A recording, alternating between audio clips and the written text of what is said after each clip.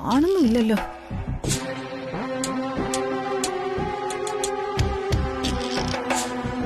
ചേച്ചി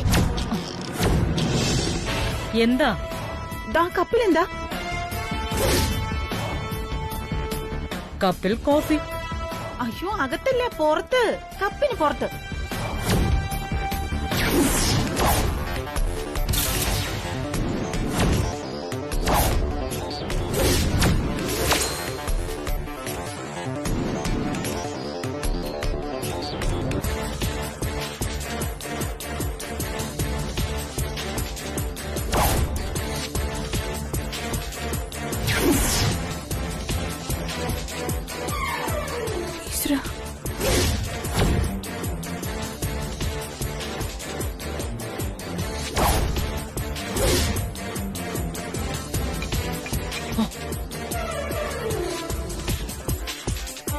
ഇതാരാ ചെയ്തത്?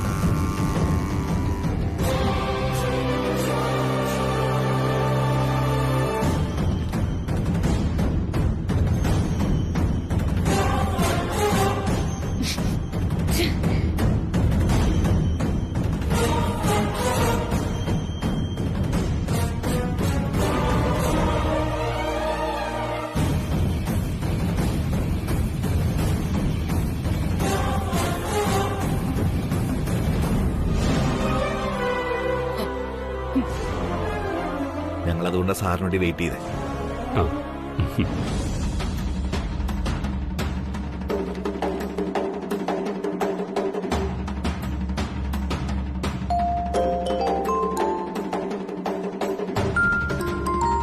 അഖിലേന്റെയാണല്ലോ.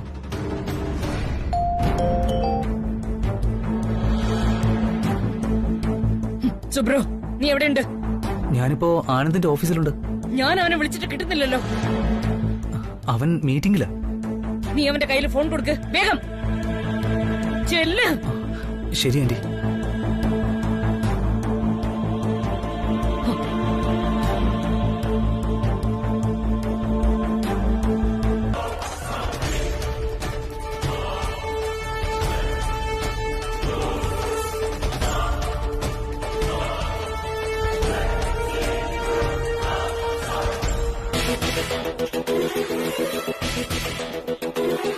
നീ എന്താ ചെയ്യുന്നത്? നിക്കമ്മേ, ഇതില് ഫോൺ നമ്പർ എന്തെങ്കിലും ഉണ്ടോ എന്ന് നോക്കുന്നത്.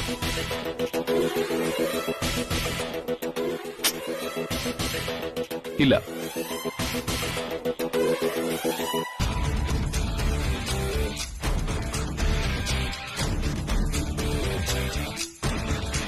ഇവിടെ അടുത്ത് ഇങ്ങനെ ഡിസൈൻ ചെയ്ത് കൊടുക്കുന്ന ഒരു സ്റ്റുഡിയോ ഉണ്ട്. എന്റെ ഫ്രണ്ടിന്റെ സ്ഥാപനമോ. ഞാനൊന്ന് വിളിച്ചു നോക്കട്ടെ.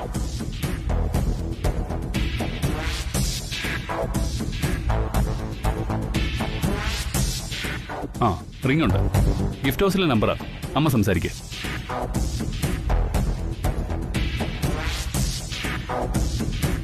ഹലോ, വിസ്മയ ഗിഫ്റ്റ് ഹൗസ്. ഞാൻ തൃച്ചംബരത്ത് അഖിലാണ്ടേശ്വരിയാ. പറയൂ മാഡം.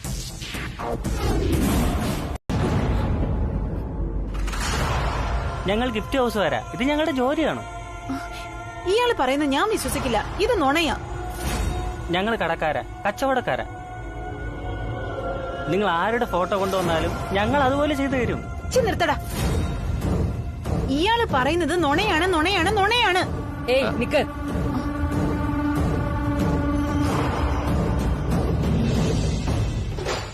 ഗംഗ ഇത് നിഷേധിക്കുന്ന സ്ഥിതിക്ക് ഗംഗയാണ് ഈ ഓർഡർ തന്നതെന്നുള്ളതിന് നിങ്ങളുടെ കയ്യിൽ എന്തെങ്കിലും തെളിവുണ്ടോ? ഉണ്ട് മാഡം. എന്ത് തെളിവ്? മാഡം വിളിച്ച ഫോൺ കോള് ഞങ്ങളുടെ മൊബൈലിൽ റെക്കോർഡായിട്ടുണ്ട്. ഞാനത് കേൾപ്പിച്ചു തരാം മാഡം.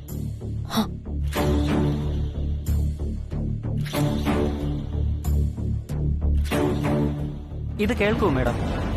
ഹലോ, വിസ്മയ ഗിഫ്റ്റ് ഹൗസ്? അതെ. ഹലോ, ഞാൻ തൃച്ചംബരത്തുനിന്ന് ഗംഗയാണ്.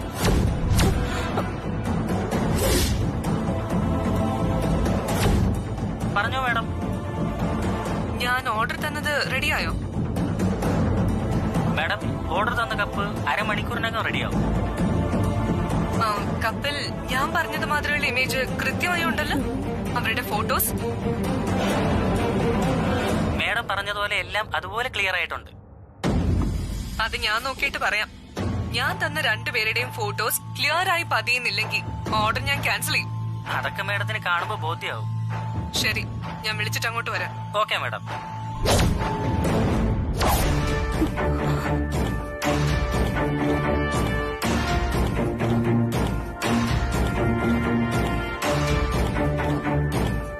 ശരി, പൊയ്ക്കോളൂ. ശരി മാഡം.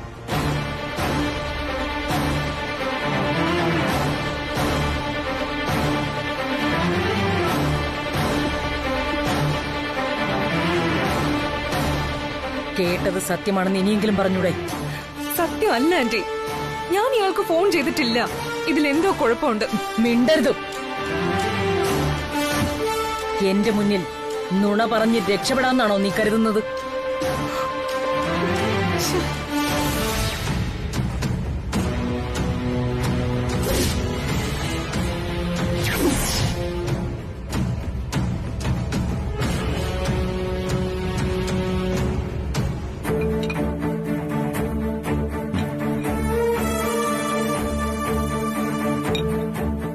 എന്തൊക്കെയാ വല്യൂഞ്ഞി ഇവിടെ നടക്കുന്നേ? ആലോചിക്കുമ്പോ തന്നെ പേടിയാവുക. അല്ല വല്യൂഞ്ഞെ, എനിക്കൊരു സംശയം. വല്യൂഞ്ഞ് ഓർഡർ ചെയ്ത് വാങ്ങിയ കപ്പല്ലേ അത്? പിന്നെ എങ്ങനെയാ ആ കടക്കാരൻ ഗംഗ ഓർഡർ ചെയ്ത കപ്പാണെന്ന് പറഞ്ഞത്? ആ കടക്കാരനെ കൊണ്ട് അങ്ങനെ പറയിപ്പിച്ചത് ഞാനാ. എന്തൊക്കെയാ വല്യൂഞ്ഞി പറയണേ? കടക്കാരനോട് വല്യൂഞ്ഞി എപ്പോ പറഞ്ഞു? മാഡം ഫോൺ ചെയ്തിട്ട് വല്യൂഞ്ഞി വീട്ടിൽ വന്നപ്പോഴല്ലേ ഈ കപ്പിന്റെ പ്രശ്നം അറിഞ്ഞത്? അതിനിടയില് കടക്കാരനോട് ഇതെപ്പോ പറഞ്ഞു എന്നാ വല്യൂഞ്ഞി പറയണേ? ഇന്ന് രാവിലെ ഞാൻ ചോദിക്കാതെ ഒരു കോഫിയുമായി ജയന്തി എന്റെ മുറിയിലേക്ക് വന്നപ്പോ മുതല് എനിക്ക് സംശയം തോന്നിയത്. എനിക്ക് കോഫി തന്നിട്ട് അവിടെ ഇരുന്ന കപ്പ് എടുത്ത് നോക്കി. ഞാൻ കപ്പ് അവിടെ വയ്ക്കെന്ന് പറഞ്ഞ് ദേഷ്യപ്പെട്ടപ്പോഴാ ജയന്തി പുറത്തേക്ക് പോയത്. അപ്പോഴേ ഞാൻ ഊഹിച്ചു ഇതുപോലെ എന്തെങ്കിലും ഉണ്ടാവൂന്ന്. അപ്പൊ തന്നെ ഞാൻ ആ കപ്പെടുത്ത് ഡ്രോയിൽ വെച്ചു. ഞാൻ ഓഫീസിൽ പോയ സമയത്ത് അവള് തന്നെ വന്ന് റൂം അരിച്ചു പറക്കി കപ്പ് എടുത്തോണ്ട് പോയതാ. ഇതൊന്നും അവളുടെ ബുദ്ധിയായിരിക്കില്ല. തല നിറയെ വക്രബുദ്ധിയായിട്ടൊരാളുണ്ടല്ലോ ഇവിടെ, സാക്ഷാൽ വിലാസിനി. ഓഫീസിൽ മീറ്റിംഗിനിടെ അമ്മ വിളിച്ച് എത്ര നഷ്ടം ഉണ്ടായാലും മീറ്റിംഗ് നിർത്തി വരാൻ പറഞ്ഞപ്പോ കാര്യം ഇതായിരിക്കുമെന്ന് എനിക്ക് തോന്നിയിരുന്നു. ഞാൻ ആദ്യം ആ കടക്കാരന്റെ അടുത്ത് പോയി ഇതുപോലെ എല്ലാം പ്ലാൻ ചെയ്തു. ഞാൻ പറഞ്ഞതുപോലെ അവൻ കാര്യങ്ങളെല്ലാം ചെയ്യുകയും ചെയ്തു. വിലാസിനി മാഡത്തിന്റെ കയ്യിൽ ആ കപ്പ് കണ്ടപ്പോഴേ ഞാൻ വല്യൂഞ്ഞിനെ വിളിച്ചിരുന്നു. ഫോണിൽ കിട്ടിയില്ല. എന്ത് ചെയ്യണമെന്നോർത്ത് വിഷമിച്ച് നിൽക്കുമ്പോ വിലാസിനി മാഡം കപ്പ് അഖില മാഡത്തിനെ കാണിക്കുകയും അത് പ്രശ്നമാക്കുകയും ചെയ്തു. മാഡം എന്ത് ചെയ്യുന്നോർത്ത് ഞാൻ ഭയന്ന് വിറയ്ക്കായിരുന്നു. എനിക്കെന്ത് വന്നാലും ഭയമില്ല. പക്ഷെ വല്യൂഞ്ഞു വരുമ്പോ എന്താവും ഓർത്തായിരുന്നു എന്റെ ഭയം. ഇപ്പോഴാ എനിക്കൊന്ന് സമാധാനമായേ. നാളെ രാവിലെ 10 മണിക്ക് ഞാൻ ആരാണെന്നുള്ള തെളിവുകൾ അവൻ അഖിലയുടെ വാട്സാപ്പിലേക്ക് അയക്കുമെന്ന്.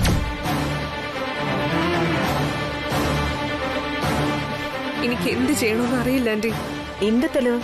എന്ത് തെളിവുകളെ കുറിച്ച് അവൻ പറയുന്നത്? പ്രിയങ്കയും നീയും തമ്മിലുള്ള ബന്ധത്തെ പറ്റിയാണോ? അതെ ആന്റി, അത് തന്നെയായിരിക്കും.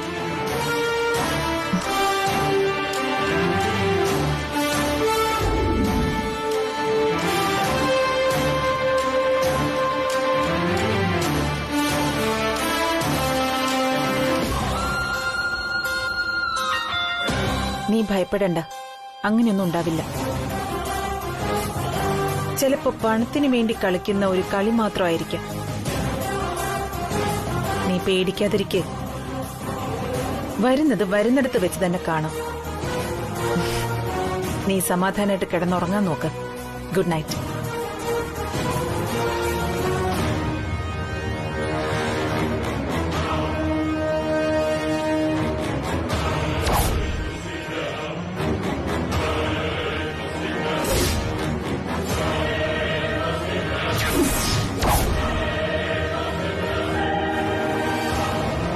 ഗംഗ, ആന്റി, ഞാൻ വന്നപ്പോ മുതൽ നിന്നെ ശ്രദ്ധിക്കുക.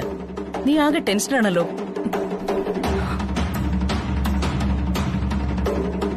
എന്താ, എന്തു പറ്റി നിനക്ക്? Anything wrong? ഏയ് ഒന്നുമില്ല ആന്റി, എനിക്ക് ടെൻഷനൊന്നുമില്ല. എനിക്കങ്ങനെ തോന്നി. നീ എന്തോ ടെൻഷനിൽ നിൽക്കുന്ന പോലുണ്ടല്ലോ. എന്താ എന്താ നിനക്ക് പറ്റിയത്? എന്തെങ്കിലും ഉണ്ടെങ്കിൽ തുറന്നു പറയേ. ഇവള് ആ ബ്ലാക്ക് മെയിലർ പറഞ്ഞത് ആലോചിച്ചിരിക്കുകയായിരിക്കും. ബ്ലാക്ക് മെയിലർ വിളിച്ചില്ലെങ്കിൽ ഇവള് വിളിപ്പിക്കുന്ന കോളുണ്ടല്ലോ.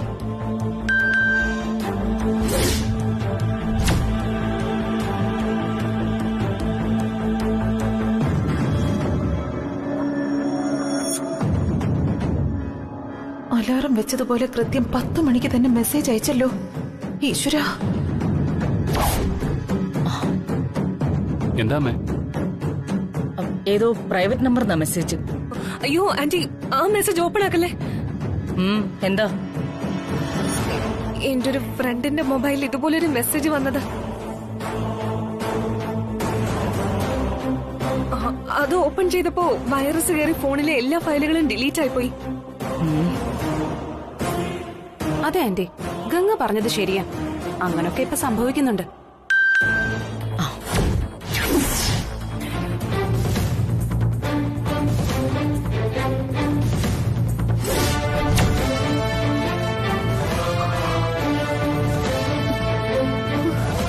ഗംഗ,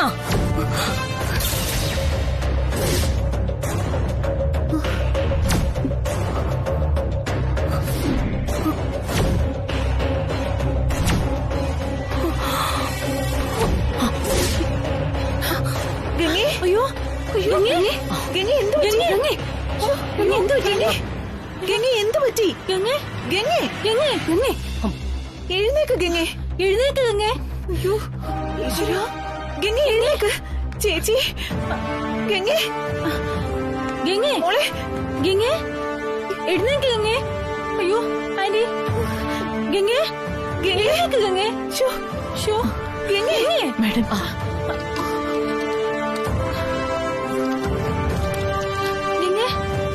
ഗംഗേ മാഡം, ഗംഗേ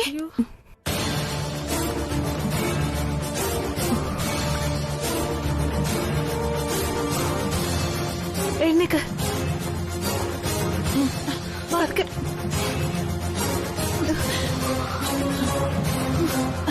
ഇവിടെ ഇരിക്കെ. വേണ്ട,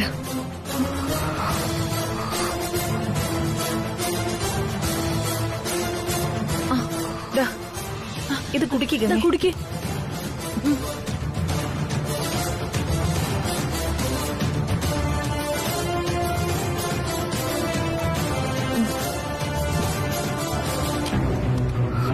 എന്ത് പറ്റി ഗംഗ പെട്ടെന്ന്? എന്തു പറ്റി ഗംഗേ?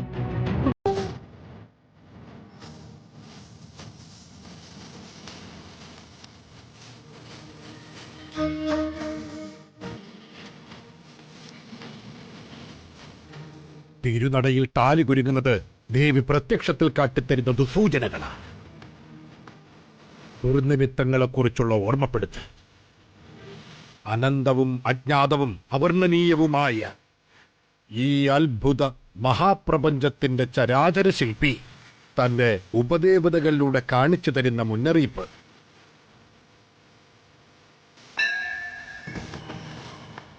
ആ സ്വർഗസ്വരൂപിയുടെ തീരുമാനപ്രകാരമല്ലാതെ ആരും ആരെയും വിവാഹം കഴിക്കുന്നില്ല. ദൈവം വരദാനമായി തരുന്നൊരു സ്വർഗമല്ലിപ്പൂ തന്നെയാണ് താലി. അത് പവിത്രമാണ്. രണ്ടുപേരെ ഒന്നാക്കി തീർക്കുന്ന സ്നേഹസമ്പൂർണതയുടെ അത്ഭുതം. അഷ്ടദിക്പാലകർ കാവൽ നിൽക്കെ അമ്പലനടയിൽ താലി കുരുങ്ങിയെങ്കിൽ ബന്ധങ്ങൾ ശിഥിലമാകും. ആ സമയത്ത് സോപാനത്തിന്റെ തെക്കുവശത്തിരുന്നൊരു പല്ലിയെങ്കിലച്ചു ആപത് സൂചന.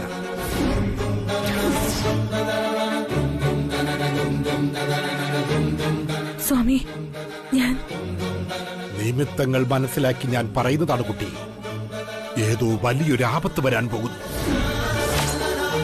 വളരെ സൂക്ഷിക്കണം. കുട്ടിക്കോ കുട്ടി ഇഷ്ടപ്പെടുന്ന ആർക്കെങ്കിലുമോ ഒരു വലിയ ആപത്ത് വരും. താല് കുരുങ്ങിയതുകൊണ്ട് അത് അണിയിച്ചവന് തന്നെ ആകണമെന്നില്ല. അതുമായി ബന്ധപ്പെട്ട ആർക്കുമാകാം. ചിലതൊക്കെ അനുഭവിക്കാത്ത തരമില്ല. പലതും പ്രാർത്ഥനകൾ കൊണ്ട് മാറിപ്പോയേക്കാം. ഞാൻ എന്താ ചെയ്യേണ്ടത് സ്വാമി? സൃഷ്ടിയും സൃഷ്ടാവും സൃഷ്ടിജാലവുമെല്ലാം അവിടുന്ന് തന്നെ. ജഗദീശ്വരനോട് പറഞ്ഞോളൂ. അതിനിടയിൽ ആ നശിച്ച ബ്ലാക്ക്മെയിലറുടെ ഒരു ഭീഷണിപ്പെടുത്തലും വീഡിയോ കാട്ടലും.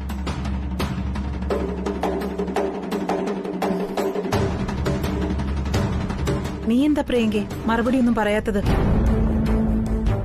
ആ ഫംഗ്ഷന് ശേഷം നിന്റെ ക്ഷത്രിയ വീര്യമൊക്കെ ചോർന്നു പോയോ?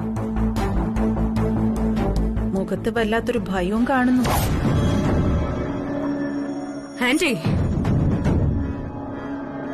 ആന്റി അല്ലാതെ മറ്റാരെങ്കിലും ആയിരുന്നു ഇത് ചോദിച്ചിരുന്നുവെങ്കിൽ ഈ പ്രിയങ്കയുടെ യഥാർത്ഥ രൂപം ഇപ്പൊ കണ്ടേനെ.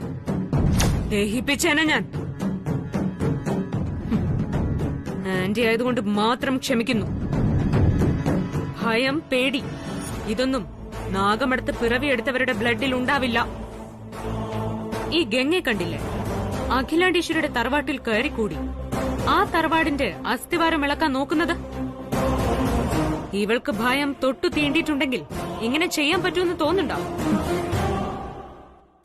പിന്നെ അഖിലയുടെ മുന്നിൽ തല ചുറ്റി വീണത് ഒക്കെ തന്ത്രങ്ങളാ. ക്ഷത്രിയന്റെ യുദ്ധതന്ത്രങ്ങൾ. ആയുധബലം കൊണ്ട് മാത്രം ജയിക്കുന്നതല്ലല്ലോ യുദ്ധം. അതിന് തന്ത്രങ്ങളും ഒളിപ്പോരും കുതന്ത്രങ്ങളും വരെ വേണ്ടിവരും. അയ്യോ ക്ഷമിക്ക് പ്രിയങ്കെ, ഞാനീ വെറുതെ പറഞ്ഞതാ. അതിനിപ്പോ എന്തിനാ ഇത്ര ദേഷ്യപ്പെടുന്നേ? അതൊക്കെ അവിടെ നിൽക്കട്ടെ. അഖിലയുടെ കാര്യത്തിൽ നിന്റെ അടുത്ത പ്ലാൻ എന്താ?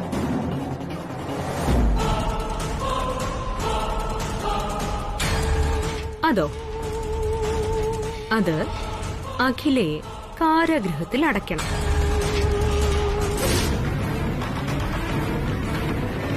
അച്ഛനെന്തോ വല്ലാത്ത ടെൻഷൻ ഉള്ളതുപോലെ. എന്താ കാര്യം? നിന്റെ അമ്മയുടെ മനസ്സ് അത് ഞാൻ പറഞ്ഞു വേണ്ടെന്ന് നീ അറിയാം. നിനക്ക് നന്നായി അറിയാം. എന്തു പ്രശ്നം വന്നാലും അവൾ ധൈര്യപൂർവ്വം നേരിടുകയും പരിഹരിക്കുകയും ചെയ്യും. ഏതു വലിയ പ്രതിസന്ധിയും വളരെ ഈസിയായി കൈകാര്യം ചെയ്യുന്ന നിന്റെ അമ്മ ഇപ്പോൾ ഒന്നും മിണ്ടാതെ വല്ലാതെ അപ്സെറ്റായി മുറിയിലിരിക്കുന്നു. അല്ല, അച്ഛൻ കാര്യം തിരക്കില്ലേ? മനസ്സിലുള്ളത് എന്താണെന്ന് തുറന്നു പറയുന്നില്ല ആനന്ദ്. ഞാൻ ചോദിച്ചു. പ്രാർത്ഥിക്കാൻ ചെന്നപ്പോ പൂജാമുറിയിലെ വിളക്ക് തെളിഞ്ഞില്ല, എന്തോ കുഴപ്പം വരാൻ പോകുന്നു എന്നൊക്കെ പറയുന്നു. അവളുടെ തോന്നലുകളൊക്കെ സംഭവിക്കുന്ന അവളുടെ വിശ്വാസം. ആനന്ദ്, അമ്മേ എന്തു പറ്റി നിനക്ക്? You look so dull. ഏയ് ഒന്നുമില്ലമ്മേ, മനസ്സിനൊരു സുഖം തോന്നുന്നില്ല. ജസ്റ്റ് ഒരു മൂഡ് ഓഫ്.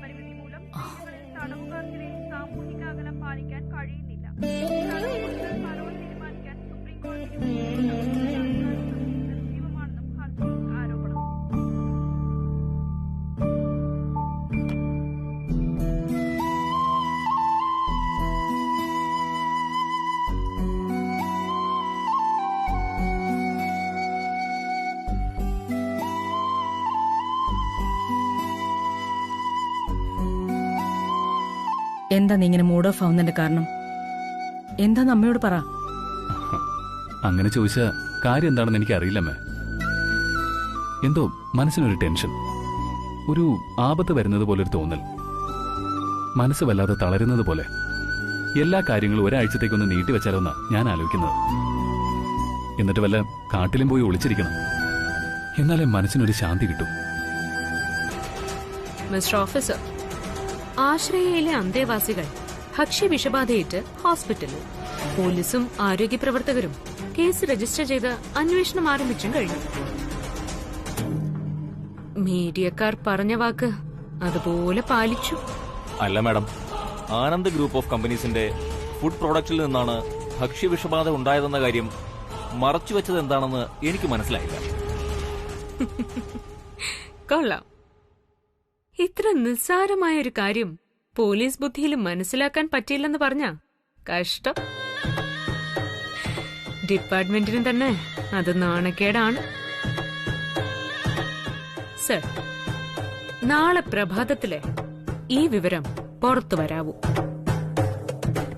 വാർത്ത കേട്ട് ഞെട്ടിയ തൃച്ചംബരത്തുകാർ ഇനി എന്ത് ചെയ്യുമെന്ന അങ്കലാപ്പിൽ നിൽക്കുമ്പോ അഖിലയുടെ കയ്യിൽ വിലങ്ങ് വീണിരിക്കണം. ഓ, ദാറ്റ്സ് ഗുഡ്.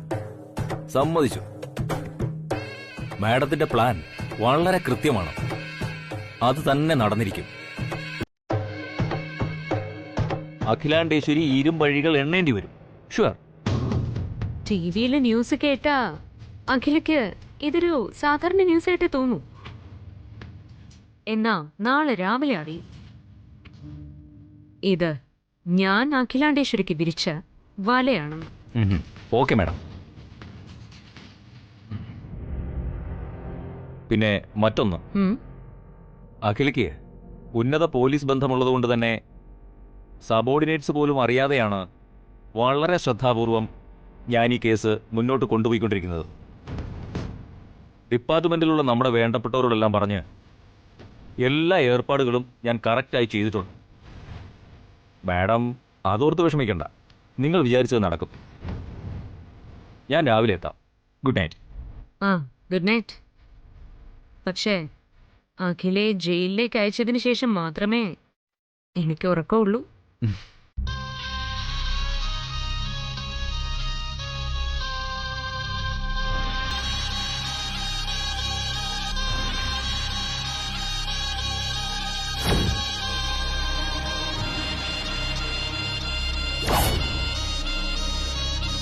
അസോസിയേഷൻ പ്രതിനിധികളും ഫ്ലൈറ്റ് ടൈം 12:30 നാളെ മുഖ്യമന്ത്രിയുമായി അതെ, സർ. വീഡിയോ കോൺഫറൻസ് നടത്തും.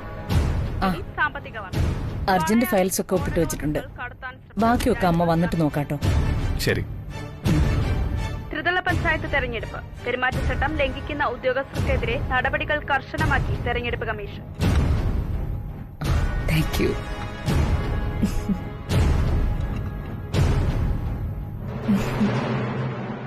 ആശ്രയയിലെ ഭക്ഷ്യവിഷബാധ അന്വേഷണം നീളുന്നത് പ്രമുഖ ബിസിനസ് കമ്പനിയിലേക്ക്.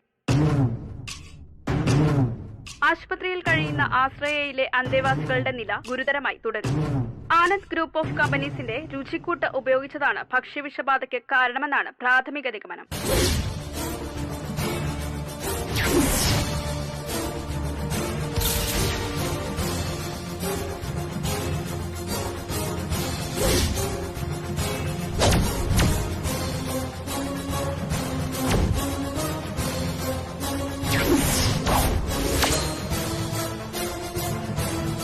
പ്രിയങ്കയാണല്ലോ. TV വാർത്ത കണ്ട് വിളിക്കായിരിക്കും. ഹലോ പ്രിയങ്ക, ഞാനിപ്പോ TV ന്യൂസ് കണ്ടു. സന്തോഷമായി എനിക്ക്. ഇതിൽ അഖില എന്തായാലും വീഴും. അതെ ഗംഗ, വീഴണം. അഖിലാണ്ടേശ്വരിയുടെ മുന്നിൽ കളിച്ചപ്പോഴൊക്കെ കാലിടറിയത് എനിക്കാണ്. ഇതിൽ അഖില വീഴും. അതിരിക്കട്ടെ, ആ വാർത്ത കേട്ടപ്പോ എങ്ങനെയുണ്ടായിരുന്നു തൃച്ചംബരത്തെ അഖിലാണ്ടേശ്വരിയുടെ അവസ്ഥ? അതിഗംഭീരം. തൃച്ചംബരത്തേക്കൊരു ഇടിമിന്നൽ ആഞ്ഞു പതിച്ചതുപോലെ. അഖിലക്കിനെ ഒരു പുല്ലും ചെയ്യാൻ പറ്റില്ല. അതിനുള്ള സമയം കൊടുക്കില്ല ഞാൻ. പ്രിയങ്ക, നീ എന്താ പറഞ്ഞു വരുന്നത്? ഗംഗെ, നീ പ്രിയങ്കയോടാണ് സംസാരിച്ചോണ്ടിരിക്കുന്നത്? വിലാസിനെ ആന്റി അടുത്ത് നിപ്പുണ്ടോ? അതെ പ്രിയങ്ക, ഇപ്പൊ വന്നേ ഉള്ളൂ. നീ ആദ്യം ആ കഥക് ലോക്കി, എന്നിട്ട് ഫോൺ സ്പീക്കറിലിട. ആന്റിയും കൂടെ കേക്കട്ടെ. ശരി പ്രിയങ്ക.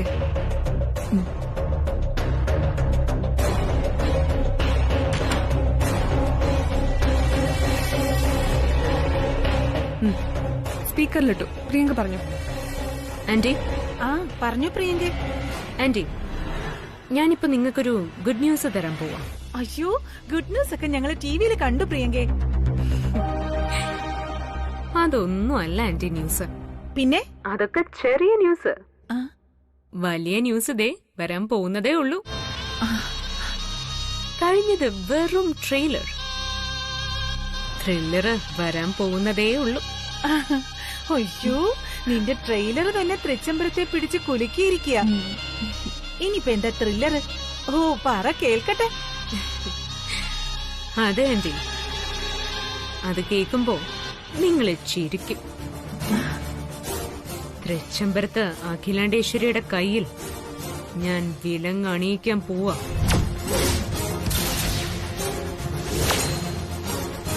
അമ്മയെ അറസ്റ്റ് ചെയ്യാൻ ആരാ നിങ്ങളെ അയച്ചത്? നിങ്ങളുടെ വികാരമൊക്കെ എനിക്ക് മനസ്സിലാകും മിസ്റ്റർ ആനന്ദ്. പക്ഷെ വെറുതെ പ്രശ്നങ്ങൾ ഉണ്ടാക്കരുത്. നിങ്ങൾ നിങ്ങളുടെ ഉത്തരവാദിത്വമൊക്കെ കാണിക്കുന്നത് നല്ലതാ. പക്ഷേ ഇവിടെ നിന്ന് ഇപ്പോ അമ്മയെ അറസ്റ്റ് ചെയ്തുകൊണ്ട് പോകാൻ പറ്റില്ല. ഞാൻ ആദ്യമേ നിങ്ങളോട് പറഞ്ഞു വെറുതെ പ്രശ്നങ്ങൾ ഉണ്ടാക്കരുതെന്ന്. ഒരാൾക്ക് പകരം കൂട്ടത്തോടെ അറസ്റ്റ് ചെയ്യേണ്ടി വരും എനിക്ക്.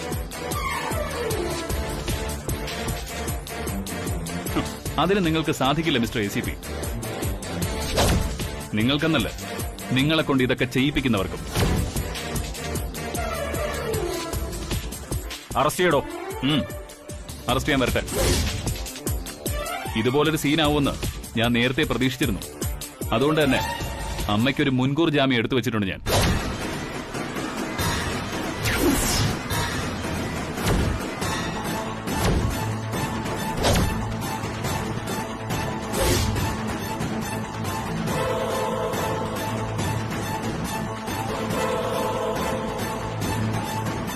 വെയിറ്റ് ചെയ്യ, ഞാനിപ്പോ കൊണ്ടുവരാം.